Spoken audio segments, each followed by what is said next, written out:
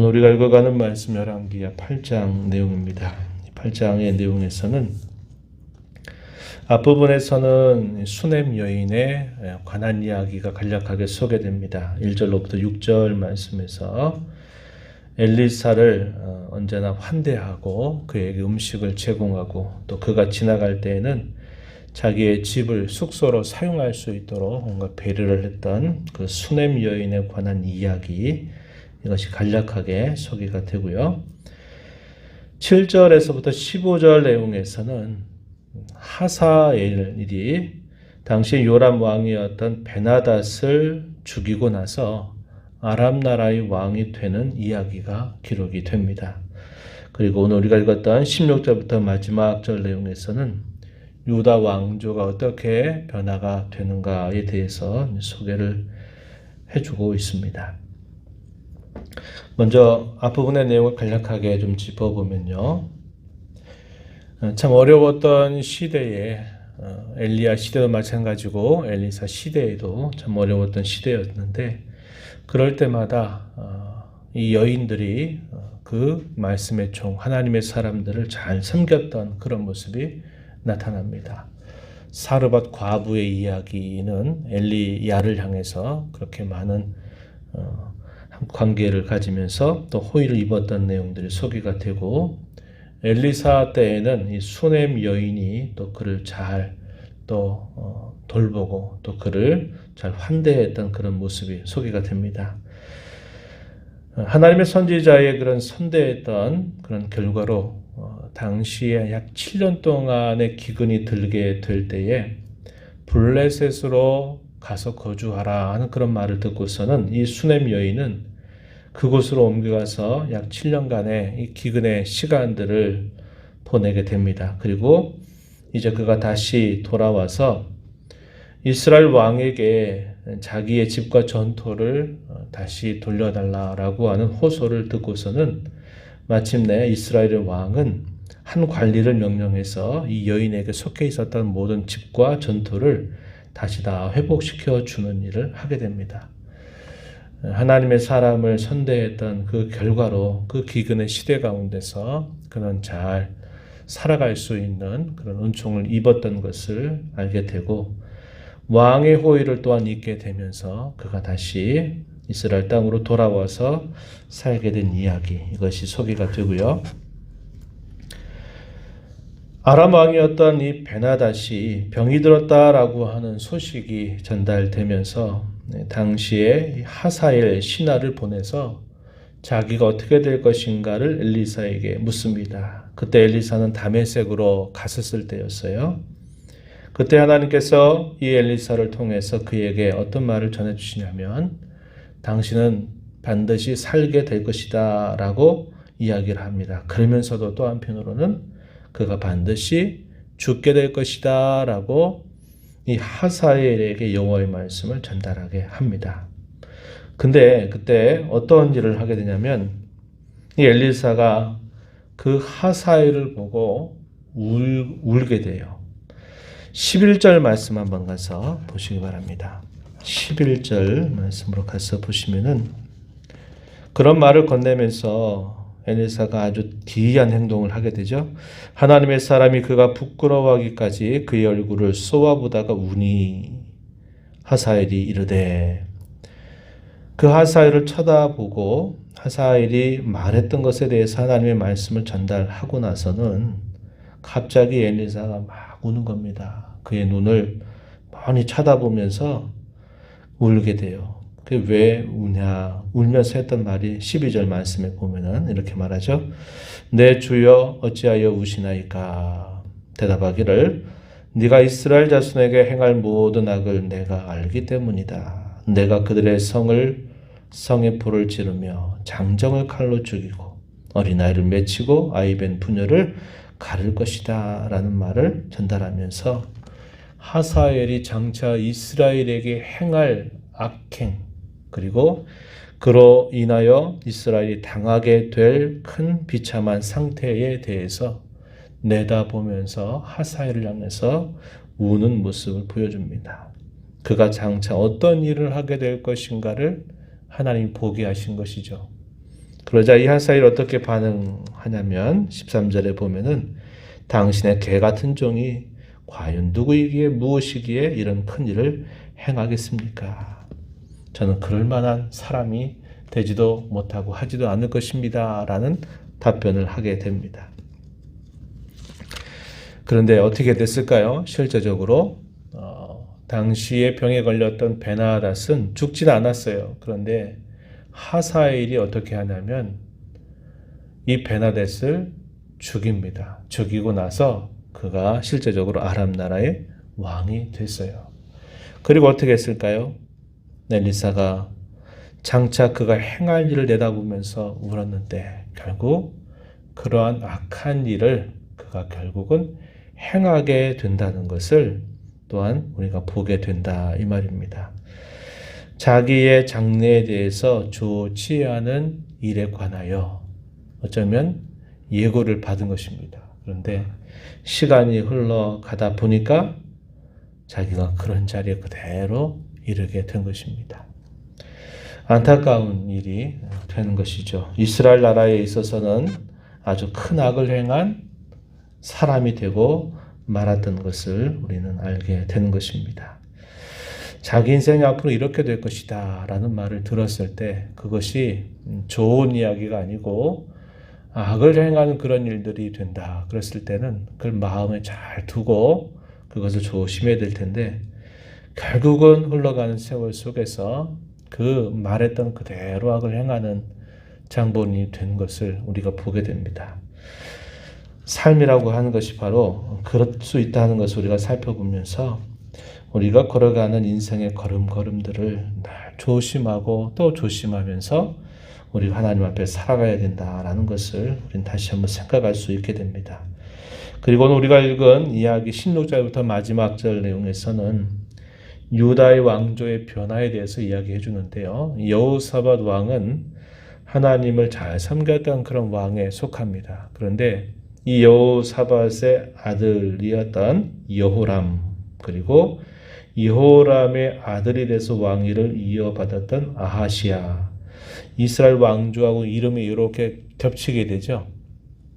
이거 앞에서 이스라엘의 왕조 역사를 보면서 이러한 동일한 이름이 이스라엘 왕조에 있었는데 유다에서도 급수 동일한 이름이 소개가 되고 있다는 겁니다.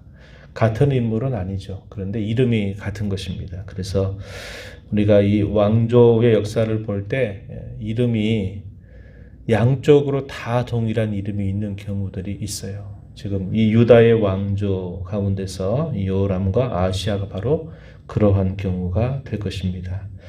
이들이 통치했던 시간들에 대한 평가 그것이 다 동일하게 주어집니다. 18절 말씀에 보면은 이스라엘 왕들의 길을 가서 아합의 집과 같이 하였다. 누구에 대한 평가냐면 여호사밧의 아들이었던 여호람의 통치에 대한 평가 이야기입니다. 그리고 27절 가서 보면은 이 여호람의 뒤를 이어서 유다의 왕이 되었던 아하시야에 대한 평가의 이야기도 역시 비슷합니다. 아합의 집 길로 행하여 아합의 집과 같이 여호와 보시기에 악을 행했다. 이렇게 표현을 하고 있습니다. 여호사밧 이후로 유다의 왕조가 급격하게 몰락해가는 그런 모습이 소개가 되고 있다는 겁니다. 우리가 이제까지 살펴왔던 것처럼 이스라엘 왕조에 있어서는 계속적으로 여로보암의 길을 따라서 행하다가 아합 시대에 가게 되면 가장 악한 통치를 하게 되면서 이스라엘 나라가 심히 부패한 지경에 이르게 됩니다. 유다 나라는 비교적 그 속도가 늦지만 이 여호사밧 이후로 급격하게 이렇게 쇠퇴해가는 그런 모습이 나타나고 있다고 한 겁니다. 그런 이유에 대해서 뭐라고 설명하냐면 18절 하반절 표현하기를 뭐라고 말하냐면 이는 아합의 딸이 그의 아내가 되었기 때문이다. 이렇게 표현했습니다. 또 27절 가서도 한번 보시면은 20절 7절 하반절에 이렇게 말합니다. 그는 아합의 집의 사위가 되었음이로라. 아하시아의 경우도 아합의 집에 있는 여인을 자기의 왕으로 맞이하게 됐다라고 말하는 겁니다. 왜 이러한 유다의 급격한 몰락이 닥쳐오게 되었느냐? 그것은 여호사밧 시대에 당시의 북쪽 왕이었던 아합과 친분 관계를 맺는데 소위 혼인 관계를 맺게 된 것입니다. 그래서 사돈이 되어버린 거예요. 그러다 보니까 비교적 여호사밧 왕은 선대왕의 좋은 자세를 본받아서 다윗의 길로 행하는 일에 늘 애를 썼지만 아합과 함께 혼인관계로 묶여지다 보니까 결국 아합의 자녀를 아내로 맞이하게 된 거죠. 그렇게 하다 보니까 결국은 좋은 영향력을 발휘하기보다는 악한 영향력을 받아서 결국은 이 유다의 왕임에도 불구하고 북쪽 이스라엘의 그 좋지 않은 모습을 쫓아가게 되는 그런 실수를 범하게 된 것입니다. 본래 이들은 다 하나님의 백성들이죠. 북쪽 이스라엘이나 남쪽 유다 다 하나님의 백성들이에요. 그런데 북이스라엘은 하나님을 떠나게 되면서 급격하게 세상 나라와 별거 다를 것 없는 그런 상태로 부패하고 타락하는 일이 생겨나게 되었고, 비교적 선하게 하나님을 섬겼던 유다 나라마저도 북이스라엘과 함께 이런 혼인관계를 맺으면서 가까이 하다 보니까 좋지 않은 영향을 받게 되면서 유다 나라도 몰락의 길을 걸어가게 되는 계기가 마련된다는 것을 우리가 보게 되는 것입니다. 우리는 이 말씀을 통해서 누가 누구에게 영향을 끼치고 또 누가 누구에게 영향을 받는가 하는 것들을 다시 한번 생각하게 됩니다. 가끔씩 그런 비유를 말씀드리지만 위에 있는 사람이 아래에 있는 사람을 손으로 잡아당겨서 끌어올리는 것보다 아래에 있는 사람이 위에 있는 사람을 잡아당겨서 내리는 것이 훨씬 더 쉬운 일입니다. 그만큼 함께 동맹관계를 맺거나 가까이 하지 않아야 할 그런 사람들을 가까이 하게 되다 보면은 내가 좋은 영향력을 발휘해서 잘 이끌어가는 것보다는 항상 좋지 않은 것에 영향을 받아서 내가 함께 나빠지는 일들이 대부분 우리 사람들의 모습임을 우리는 기억해야 합니다. 그래서 성경은 뭐라고 말하느냐? 약속 땅에 들어간 이스라엘 백성들에게 그 땅에 있는 이방의 종교, 이방의 문화 그런 것들을 항상 영향을 받을 것이기 때문에 그들을 남겨두지 말아라. 진멸하도록 해라 하는 말씀을 하시고 그들과 더불어 혼인관계를 맺는다든지 절대로 이런 일을 하지 말고 그들과 함께 언약을 맺어서도 안 된다라고 말씀하는 겁니다. 왜냐하면 부패한 사람들의 연약함을 너무나 우리 하나님은 잘 아시기 때문에 그러한 것입니다. 자기의 정체성을 쉽게 상실해 버리게 되고 그들이 하나님 앞에 거룩한 백성이라고 하는 그 거룩함을 상실하게 되는 일들이 얼마나 쉽게 이루어지는 것인가를 우리는 이런 왕조의 모습을 보면서 살펴보게 돼요. 그래서 하나님은 말씀하시는 겁니다. 구별된 자가 되어라. 구별된 자로 살아라. 악은 가까이 하지 말아라. 악은 물리쳐라. 이런 말씀을 하시는 것이죠. 그래서 그런 기준으로서 항상 하나님은 그의 말씀을 자기 백성들에게 들려주고 그 말씀을 따라 항상 살아가도록 힘쓰라는 겁니다. 그렇게 살다가 곁길로 벗어나게 되면 또다시 그 곁길에서 돌아서서 하나님이 바라시는 바른 길로 돌아가도록 하나님 끊임없이 그 일들을 자기 백성들에게 요구하신 것이고 오늘을 살아가는 저와 여러분에게도 하나님은 역시 그것을 우리에게 요구하신다고 하는 겁니다. 주님께서 우리에게 원하시는 길을 떠나가게 되면 그때부터 우리는 선한 삶을 살아갈 수 없는 자들입니다. 오늘 이 하루 우리의 남은 삶이 늘 주님 안에서 주님께서 함께 하시는 삶을 살아가는 저와 여러분의 삶이 되도록 저와 여러분의 신분이 거룩한 하나님의 자녀가 되었다는 사실들을 기억하고 주께서 주시는 말씀의 길을 따라서 힘써 살아가는 지혜와 힘을 구하면서 힘써 살아가는 저와 여러분이 되기를 진심으로 바랍니다. 하나님 아버지, 오늘도 새로운 날을 저에게 허락하여 주셔서 또다시 하나님 앞에 찬양과 경배를 드리게 하시고 오늘도 앞서 행하시면서 저희에게 주시는 말씀을 또 듣고 읽게 해주신 것을 감사드리옵나이다. 하나님 아버지, 북이스라엘 나라는 하나님을 떠나고 그 일을 고집함으로 하나님의 백성이라고는 이름은 가지고 있지만 그들의 실제적인 모습은 세상 이방 나라와 아무런 차이가 없는 상태가 되어 버렸습니다.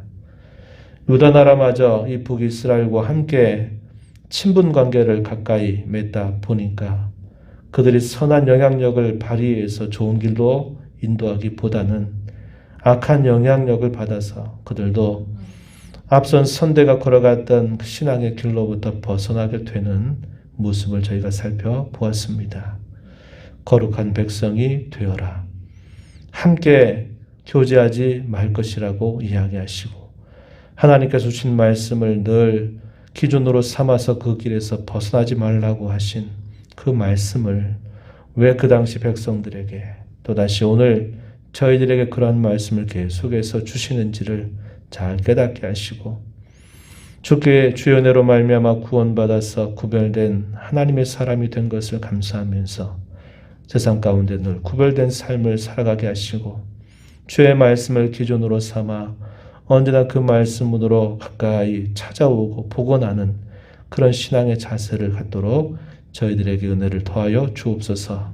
은혜의 보호자 앞에 나와서 아버지 은혜를 간절하게 구하는 모든 심령들의 간구를 귀 기울여 주시고 응답해 주시기를 바라옵고 예수님 이름으로 기도하옵나이다. 아멘.